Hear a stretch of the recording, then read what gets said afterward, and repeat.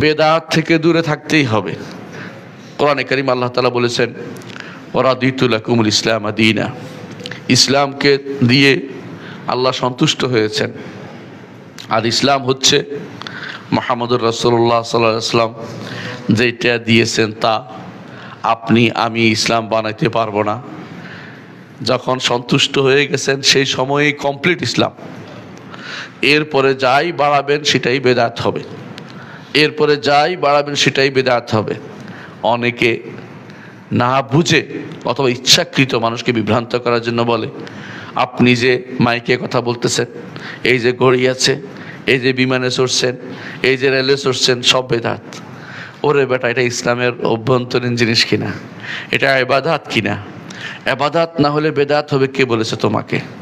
ইবাদত না হলে বেদাতে যুক্ত ওই সময় হয় যখন ইবাদত মনে করে ওটাকে করা হয়। আমরা তো এটাকে ইবাদত মনে করি না।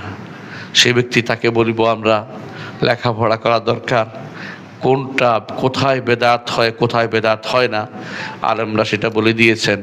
আপনার পক্ষ থেকে বানানোর কোনো সুযোগ নেই, আপনি সেটা বানাতে পারবেন না। কোনো কিছু মানুষ যদি কোনো আদাত অভ্যাসের মধ্যেও যদি ইবাদতের নিয়ত করে তখন সেটা বেদাত হয়ে যাবে, কিন্তু ইবাদতের নিয়ত যেটাতে চলে না সেখানে বেদাত হয় না। এই জন্য এই জিনিসটা বোঝা দরকার যে আপনি কিসের ভিত্তিতে কি ঢুকাই দিচ্ছেন। সুতরাং ইসলাম পরিপূর্ণ, সেখানে আর বাইরের কোনো কিছু প্রবেশ করার সুযোগ নেই।